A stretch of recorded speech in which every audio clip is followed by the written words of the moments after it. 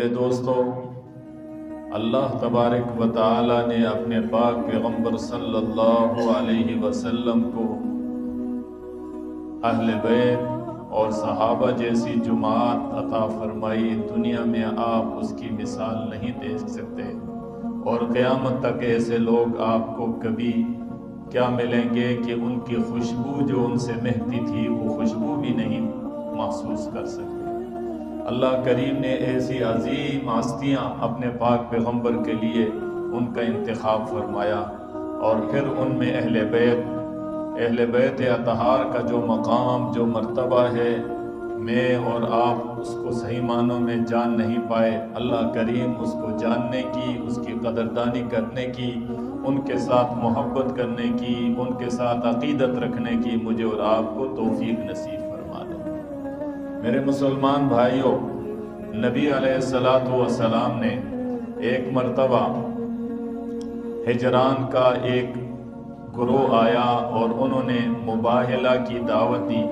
حضور علیہ السلام نے فرمایا کہ دیکھو، میں اپنے اہل والوں کو بلاتا ہوں، تم اپنے اہل والوں کو بلاؤ۔ اللہ کریم فرما رہے ہیں، قل، آپ کہہ دیجئے، تعالوا، آ جاؤ، ندعو ابناءنا و ابناءکم، کہ میں اپنے اولاد کو بلاتا ہوں اور تم اپنی اولاد کو بلاؤ، وَنِسَاءَنَا وَنِسَاءَكُمْ، میں اپنی عورتوں کو بلاتا ہوں، تم اپنی عورتوں کو بلاؤ۔ لہٰذا یہ مباہلہ کیا تھا، اور اس سے وہ لوگ پیچھے ہٹ گئے۔ ان کے اندر جرأت نہیں تھی، ہمت نہیں تھی کہ وہ پاک پیغمبر کا اس طرح مقابلہ کر سکے۔ کیوں؟ اللہ نے اس سرزمین کے اوپر اپنے پیغمبر کو وہ مقام عطا فرمایا تھا، وہ رعب عطا فرمایا تھا، وہ دبدبہ عطا فرمایا تھا، وہ سیرت، وہ کردار، وہ خوبصورتی عطا فرمائی تھی جو گویا کہ کسی اور کو اللہ کریم نے نہیں عطا فرمائی۔ تو نبی علیہ السلام نے وہاں پر گویا کہ اپنے بیٹے، اپنی اولاد اور اپنی بیویاں اور اپنی عورتوں کو فرمایا کہ بلاؤں گا۔ اب یہ ہے کہ اہل بیت، اللہ تبارک و تعالی نے قرآن مجید کے اندر اہل بیت کا ذکر فرمایا ہے، اور احادیث مبارکہ میں بھی اہل بیت کا ذکر ہے۔ آیا سب سے پہلے یہ سمجھیں کہ اہل بیت میں آیا کون لوگ ہیں، یہ بھی سمجھیں۔ کیوں دشمن کوشش کرتا ہے کہ اہل بیت میں چند کو داخل کرے، باقی کو خارج کر دے، اور ہم مسلمان بھی لکیر کے فقیر ہیں، ہم تو ان دشمنوں کی چالوں میں پھنس گئے ہیں، انہی کی باتوں کو سنتے ہیں، پھر ان پر عمل کر لیتے ہیں۔ لیکن میرے بھائیوں، قرآن کیا کہتا ہے کہ اہل بیت کون لوگ ہیں؟ دیکھیں، اہل بیت میں اللہ کے نبی صلی اللہ علیہ وسلم کی ازواج مطہرات بھی شامل ہیں، یہ بھی یاد رکھیں۔ اہل بیت میں حضرت فاطمہ اور آپ کی بہنیں، اور حضرت حسن، حضرت حسین، حضرت علی، گویا یہ اہل بیت میں ہیں، اور گویا کہ آپ کی ازواج مطہرات بھی اہل بیت میں صحیح قول کے مطابق داخل ہیں۔ کیوں؟ اللہ تبارک و تعالیٰ کیا فرما رہے ہیں؟ انما یرید اللہ لیذہب عنکم الرجس اہل البیت۔ یہاں پر اللہ کریم فرماتے ہیں کہ اللہ چاہتا ہے کہ تم سے جو ہے وہ گندگی کو دور کر دے، اور کن لوگوں سے؟ اہل بیت سے۔ وَيُطَهِّرَكُمْ تَطْهِيرًا، اور تمہیں پاکی دے، خوب پاکی۔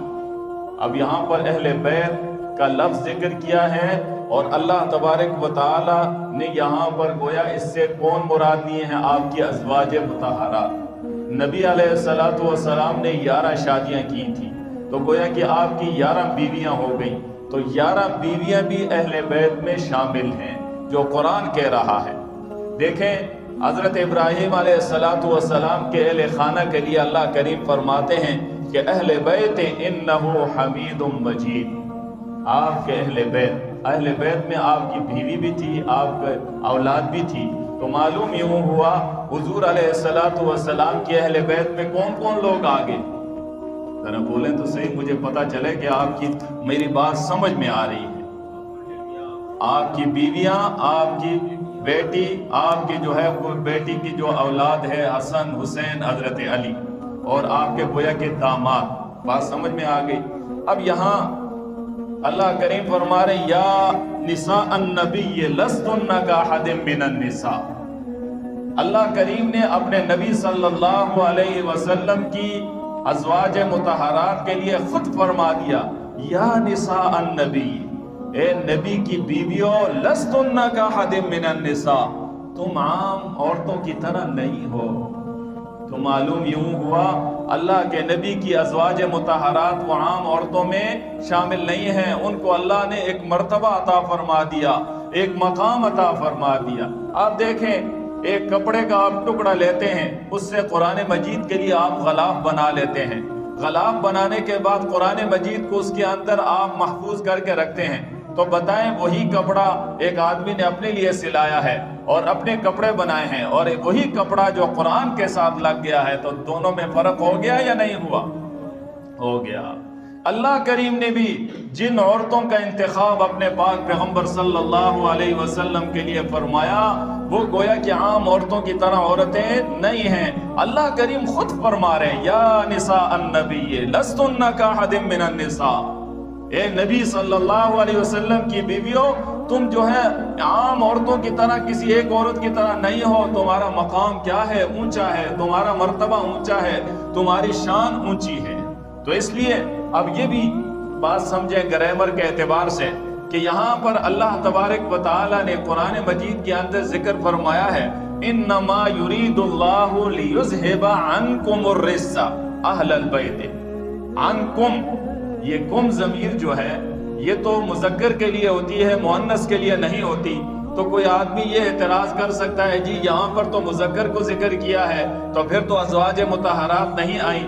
تو یاد رکھیں امام رازی رحمت اللہ علیہ بڑے مفسر قرآن گزرے ہیں. عربی کے اندر انہوں نے قرآن کی جو تفسیر لکھی ہے رہتی دنیا تک وہ ایک مثال ہے، ان جیسا مفسر دنیا میں نہیں آ سکتا.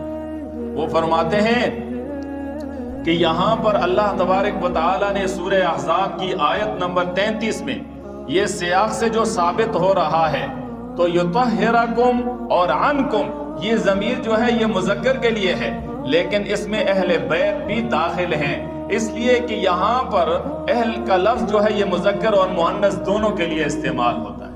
مذکر اور مؤنث دونوں کے لیے استعمال ہوتا ہے. جب مذکر اور مؤنث دونوں کے لیے استعمال ہوا تو معلوم یوں ہوا کہ یہ کم ضمیر جو ہے گویا کہ یہ مذکر اور مؤنث دونوں جو ہے اس میں داخل ہو گئے اور تغلیباً جو ہے اس میں سارے کے سارے آ گئے. لہٰذا کوئی آدمی اس بات پر اعتراض نہیں کر سکتا کہ یہاں پر جو ہے یہ کم ضمیر مذکر کے لیے ہے تو آپ کی ازواج مطہرات نکل گئی. دوسری بات یہ ہے کہ اگر کوئی آدمی اس کا اعتراض بھی کرے تو اس کا اعتراض صحیح نہیں، اس لیے کہ اگر کم ضمیر جو ہے مذکر کے لیے ہے تو پھر تو حضرت فاطمہ بھی مؤنث کے ضمیر میں داخل ہے، پھر وہ کیسے داخل ہو گئے؟ پھر اس کو بھی نکال رہا ہے، لہٰذا اس کا اعتراض صحیح نہیں ہے. لہٰذا ازواج مطہرات جو ہیں یہ اللہ کے نبی صلی اللہ علیہ وسلم کی اہل بیت میں داخل ہیں. بات سمجھ میں آ گئی؟